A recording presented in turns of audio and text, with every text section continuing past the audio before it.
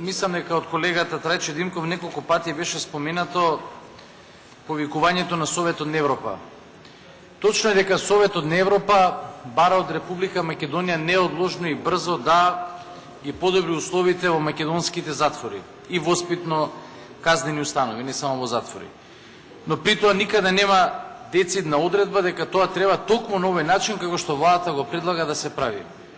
Она што мене ми смета, тоа веќе што беше искажано во изминатиот скоро еден час од моите колеги и колешки, е дека пристапот на власта во овој концепт е да се води од бизнис интересите наместо од реалната потреба да им се помогне на тие луѓе. И сега слушајќи го поранешниот директор на Штипскиот затвор, ако не грешам, така?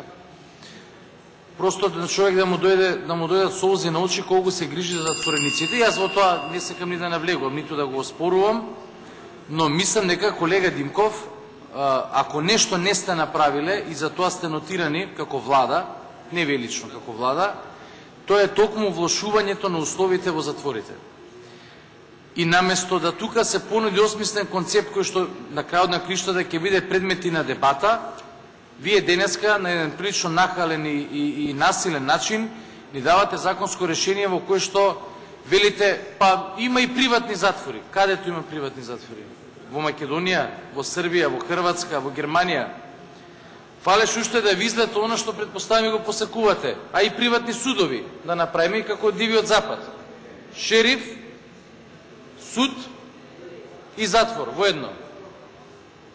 Судовите судат како што вие ќе им наредите, може нив ќе ги приватизирате, затворите ќе се приватизираат и вие тоа го кажувате дека ако има со јавно-приватно партнерство договор и добие некоја агенција блиска на власта, дека на тој начин ќе ги подобрите условите на затворениците. Зошто?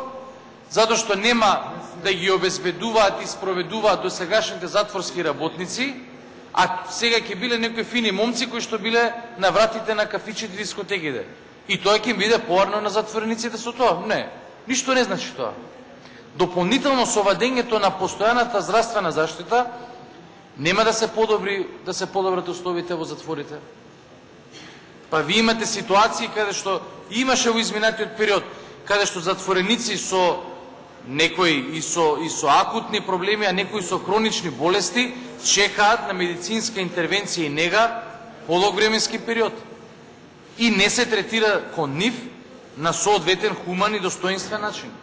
Така да ова кое што сега ни го продавате или сакате да го презентирате како многу осмислен и сериозен концепт и се повикувате на Советот на Европа, не е точно. Советот на Европа бара да ова катастрофална состојба во македонските затвори, кое што е нотирана многу пати, во многу извештаи, се промени. Ама никаде не сте добиле ваква насока да го правите на овој начин и да се водите од бизнес интересите, кои што со донесување на овој закон, веројатно затоа ви се брза од следната година, треба пред изборите да се појача бизнисот на владачките структури преку приватните агенции, а во исто време да се остават голем број на поранешни припадници на АРМ надвор на улиците, а кои што можат сериозно да се ангажираат во тој дел.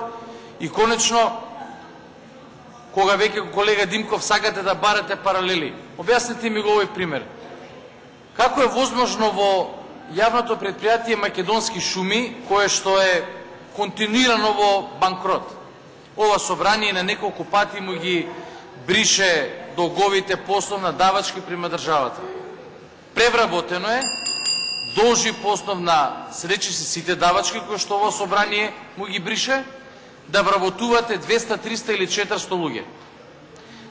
Зошто во, например, Македонски шуми не се употреби принципот на јавно-приватно партнерство, например, во заштитата на шумите и во грижата за нив, и во сечата на шумите, бидејќи еклатантни се примерите за уништување и за дрвократство во шумите.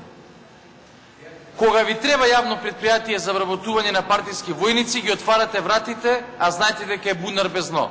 А ваму ке затворите, каде што реално има потреба од работна сила, нема да се конципира еден осмислен систем од страна на државата и ќе се отстапи на приватниот бизнис да го пополни тој сектор кој што може на многу попаметен и подобар начин и поисплатлив и од аспект на финансиски средства ефикасен начин да биде коригиран. Оттаму за ова законско решение во ваква форма не можеме да дадеме поддршка. Благодарам, господина Димовски.